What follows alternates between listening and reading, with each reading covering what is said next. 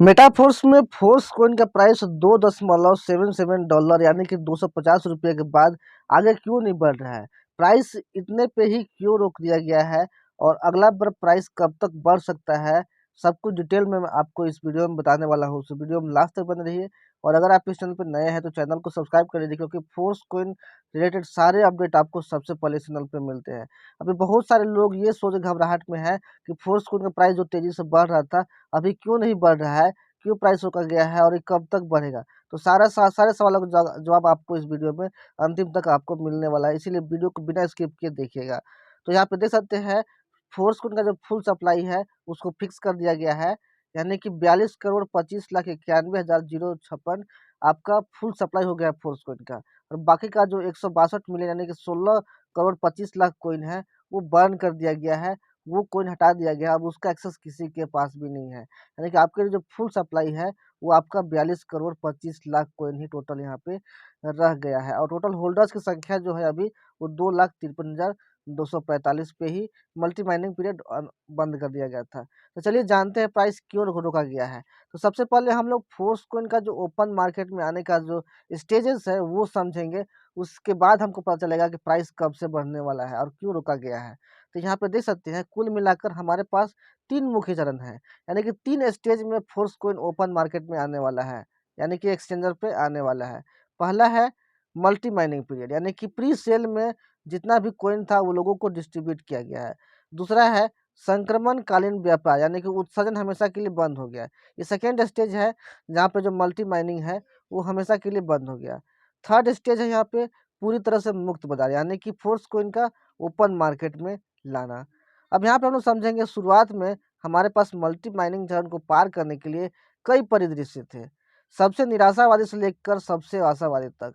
Force coin ने सभी जितने भी टाइप का सिचुएशन है सब झेला। एक टाइम में फोर्स कॉइन की बिक्री बहुत ज़्यादा हो रही थी, फिर कम हो गई, फिर बहुत तेज़ी से बिक्री बढ़ गया। इस तरीके से जितना भी पोजिशन जितने भी सिचुएशंस आए सबको फेस किया गया।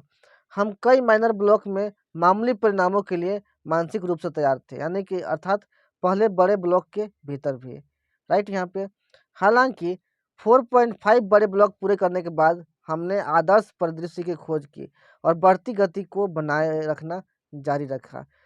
4 पॉइंट यानी कि चौथा बिग ब्लॉक और पांचवा माइनर ब्लॉक के बंटने के बाद मल्टी माइनिंग पीरियड जो है ओवर कर दिया गया, क्योंकि वहां से एक आइडियल परिदृश्य मिल गया। हम दूसरों की तुलना में सब कुछ अलग तरीके से करते हैं। मेटाफोर्स में फोर्स कॉइन के लिए कुछ यूनिक प्लानिंग किया गया है। बाजार में प्रवेश करने के लिए मानक परिदृश्य तेज कीमत उछाल के साथ एक नियमित लिस्टिंग है, यानी कि ओपन मार्केट में आने के लिए यहाँ पे बहुत ही प्लानिंग की तरह एक नियमित तरीके से इसका लिस्टिंग किया जाएगा और अच्छा खासा कीमत के साथ वहाँ पे लिस्ट किया जाएगा। सिटकॉइंस को छोड़कर यहाँ तक कि सफल मूल्य टोकन भी आमतौर पर जानबूझकर डंप किए जाते हैं।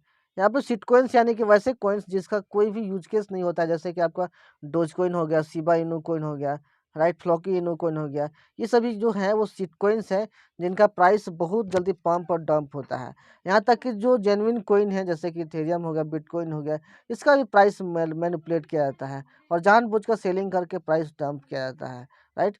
लेकिन इस तरह के हेर फेर से वो लोग हिल जाते हैं जो जल्दी से बेचना चाहते हैं। जो नए यूजर्स होते हैं और जो पैनिक यूजर्स होते हैं वो लोग इस कंडीशन से हिल जाते हैं, लेकिन कम कीमतों पर अस्तर भी बनाते हैं, जिन्हें ऊपर की ओर तोड़ना और फिर कीमत को नीचे खींचना मुश्किल हो जाता है। यह दीर्घकालिक विकास के लिए अच्छा नहीं है, यानी कि पंप डंप से बचाने के लिए कोइन को यहाँ पे फोर्स कॉइन को पंप डंप से बचाने के लिए ही ये सारी प्लानिंग किया जा रहा है। यहाँ पे सभी चीज़ों को एक अलग तरीके से किया जाएगा।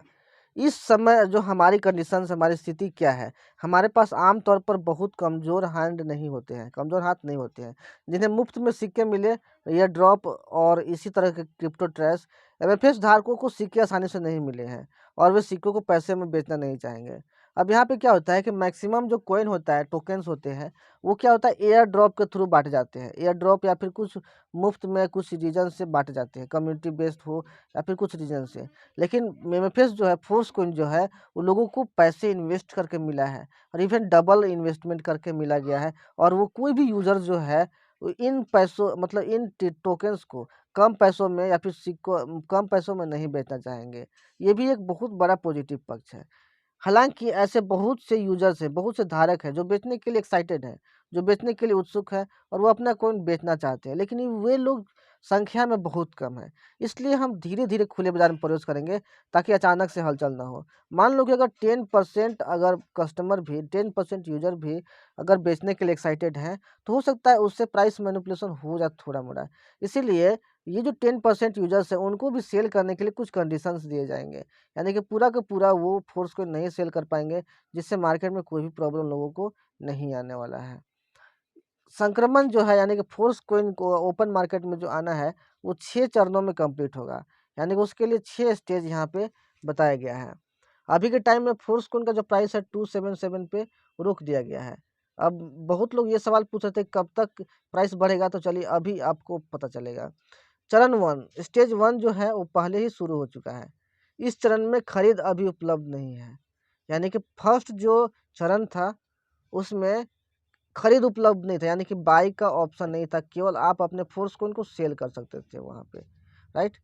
बिक्री पहले आओ और पहले पाओ के आधार पर बिक्री आदेश के माध्यम से होती है।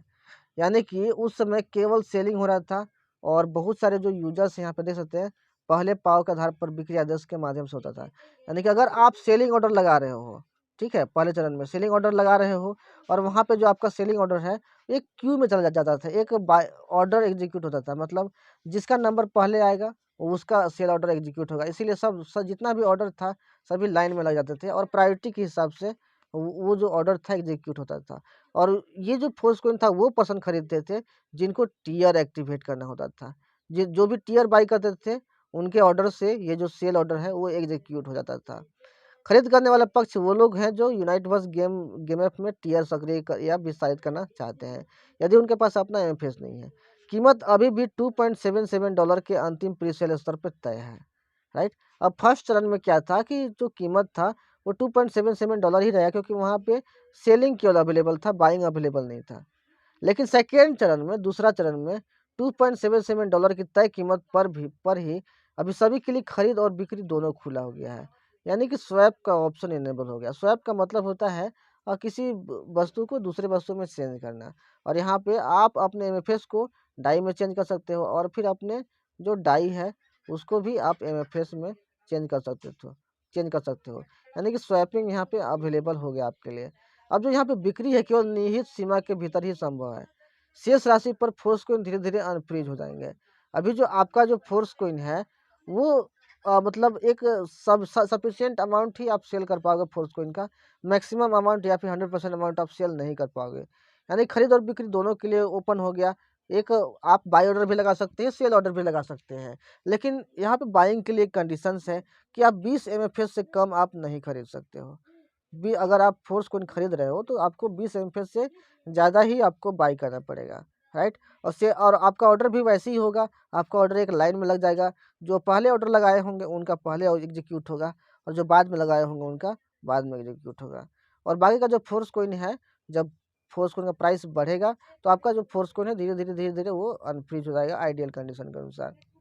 अब यहाँ पे जो थर्ड चरण आता है जहाँ पे आपके सवालों का जवाब मिलेगा वो ये है कि तीसरा चरण में क्या होगा, जो कि बहुत जल्द आपके सामने आने वाला है। अब खरीदारों और विक्रेताओं की संख्या के आधार पर कीमत हर घंटे बदल सकती है। अभी जो है वो प्राइस $2.77 पे स्टेबल है। लेकिन तीसरा चरण जब स्टार्ट होगा तो यहाँ पे जो बायर हैं और जो सेलर हैं उनकी संख्या के आधार पर कीमत बदलेगा। यदि 1 घंटे के दौरान अधिक विक्रेता हैं, अधिक सेलर हो जाते हैं, तो जो अधिक सेलर होने की वजह से क्या हो जाएगा कि जो डिमांड सप्लाई है मार्केट में वो ज़्यादा हो जाएगा। इसीलिए अगले घंटे के लिए जो कीमत है वो कम हो जाएगा। लेकिन यदि अधिक खरीदार हैं, तो यह बढ़ जाता है। मूल्य परिवर्तन जो है यानी कि अगर अधिक बायर हैं तो सप्लाई क्या है कम पड़ जाएगा। तो सप्लाई कम होने के कारण यहाँ पे जो प्राइस है फोर्स कोइन का वो यहाँ पे अगले घंटे बढ़ जाएगा। जो मूल्य परिवर्तन है वो खरीदारों और विक्रेताओं की संख्या में प्रतिशत अंतर के अनुरूप है। यानी कि यहाँ पे बायर और सेलर की जो संख्या है वो प्रतिशत अंतर के यहाँ पे अनुरूप ही यहाँ पे रहे। आई होप आपको आपके सारे सवालों का जवाब मिल गया होगा। फर्स्ट स्टेज और सेकंड स्टेज में प्राइस को स्टेबल किया गया है, यानी कि $277 पे, यानी कि लगभग ₹250 रुपीज़ में प्राइस पे इसको रोका गया है। लेकिन थर्ड स्टेज जैसे ही स्टार्ट होगा यहाँ पे फोर्स कोइन की जो कीमत है वो बायर और सेलर के अकॉर्डिंग उनकी संख्या के आधार पर घटती बढ़ती रहेगी। यानी कि अगर मार्केट में डिमांड ज़्यादा रहेगी फोर्स कोइन का, तो डेफ़िनेटली है प्राइस बहुत तेज़ी से 1-1 घंटे में कई गुना भी यहाँ पे इंक्रीज़ कर सकती है। डिपेंड करता है कि मार्केट में कितना ज़्यादा डिमांड है फोर्स कोइन का, और ऑलरेडी आपको पता है कि फोर्स कोइन का डिमांड कितना ज़्यादा है मार्केट में। तो दोस्तों आई होप आपको सारे सवालों का जवाब मिल गया होगा। अगर आपको वीडियो पसंद आया तो वीडियो को लाइक कीजिए और इस वीडियो को जल्दी से अपने लोगों तक, अपने टीम तक शेयर कीजिए, ताकि वो भी फोर्स कोइन के बारे में जान सके और जो घबराहट लोगों के मन में उत्पन्न हो रहा है वो खत्म हो सके। मिलते हैं नेक्स्ट वीडियो में, और जो लोग फोर्स कोइन के बारे में नेगेटिव बोल रहे थे उनको भी ये वीडियो ज़रूर भेजिएगा ताकि उनके भी मुँह बंद हो सके। मिलते हैं नेक्स्ट वीडियो में, take care, thank you so much.